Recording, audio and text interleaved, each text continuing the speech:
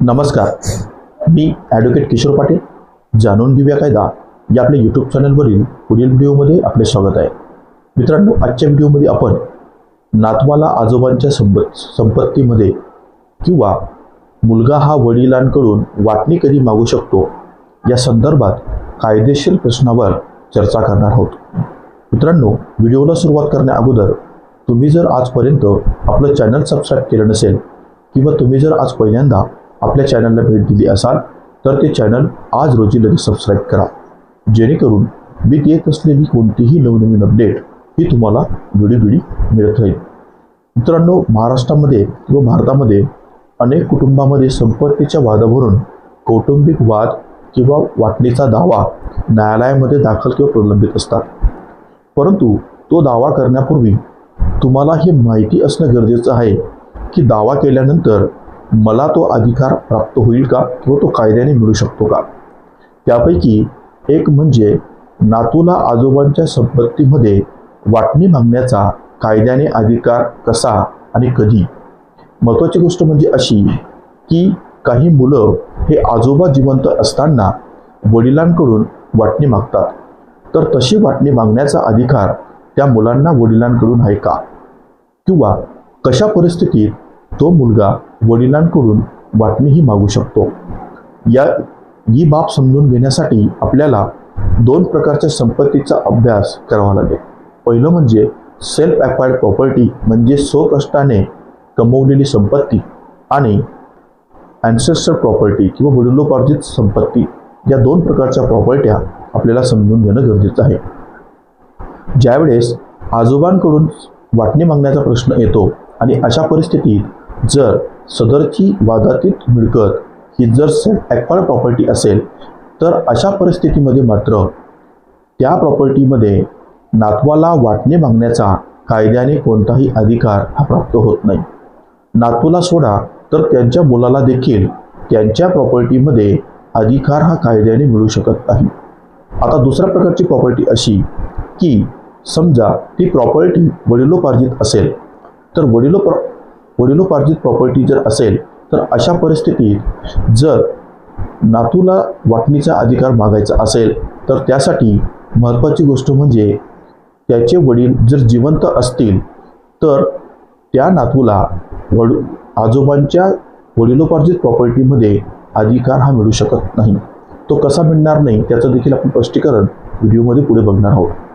आता पहिल्या प्रकरणाचे जर आपण पहिल्या भागाचा जर विचार केला की जर प्रॉपर्टी ही सेल्फ ॲक्वायर्ड असेल आणि सेल्फ ॲक्वायर्ड असताना जर आजोबा यांनी मृत्यूपत्र न करता किंवा कोणत्याही स्वरूपाची त्या मिळकतीची विल्हेवाट न लावता जर ते मृत झाले असतील तर अशा परिस्थितीत त्या प्रॉपर्टीचं स्वरूप हे वडिलोपार्जित स्वरूप प्राप्त होतं.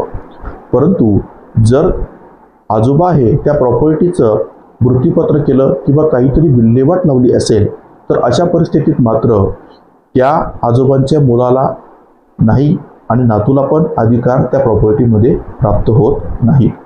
परंतु जर मृत्यूपत्र न करता किंवा इन्स्टेटेड म्हणून जर तो व्यक्ती वारला असेल आणि जर ती प्रॉपर्टीमध्ये जर त्यांना 3 मुलं असतील तर अगोदर तो जो वाटणी आहे किंवा ती जी वाटणी आहे तर ती वाटणी ही प्रथम त्या 3 मुलांमध्ये विभागली जाईल आणि त्या विभागल्यानंतर जो काही हिस्सा वडिलांच्याकडे येईल त्या हिश्श्यामधून त्या मुलाला वाटणी मागता येईल.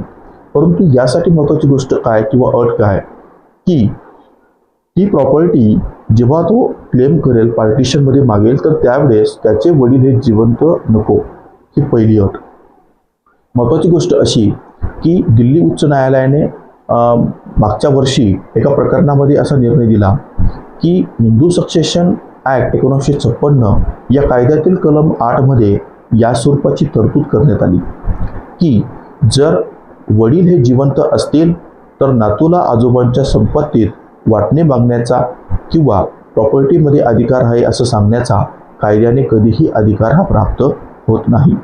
कारण एखादा व्यक्ती जर मयत झाला तर ती प्रॉपर्टी त्याच्या वर्ग 1च्या वारसांमध्ये विभागली जाते आणि नातू हा वर्ग 1च्या वारसांमध्ये मोडत नसल्यामुळे त्या नातूला त्या प्रॉपर्टीमध्ये वाटणी मागण्याचा किंवा अधिकार बहाल करण्याचा कोणताही हक्क हा उरत नाही. त्यामुळे जर न्यायालयात असे काही दावे प्रलंबित असतील किंवा दाखल करण्याचे विचारात असाल तर ही गोष्ट तुम्ही एका कायदेशीर तज्ज्ञाकडून समजून घेणं गरजेचं आहे. कोणत्या परिस्थितीत नातूला आजोबांच्या संपत्तीमध्ये वाटणी मागता येईल किंवा मागता येणार नाही हे देखील समजून घेणं हे तुम्हाला फार महत्त्वाचं आहे. तर मित्रांनो, आजच्या व्हिडिओमध्ये आपण नातूला आजोबांच्या संपत्तीत वाटणी मागण्याचा अधिकार कधी आणि कसा या संदर्भात विशेष अशी चर्चा आजच्या व्हिडिओतून केली. मित्रांनो, आजचा व्हिडिओ तुम्हाला कसा वाटला ते जरूर कळवा. तुम्हाला जर हा व्हिडिओ आवडला असेल तर जास्तीत जास्त लोकांपर्यंत शेअर करा आणि तुमचे जर काही वैयक्तिक कायदेशीर प्रश्न असतील तर ते तुम्ही मला आपल्या डिस्क्रिप्शन बॉक्समध्ये दिलेल्या संपर्क नंबरवर संपर्क करून सहशुल्क सल्ला देखील देऊ शकतात. धन्यवाद.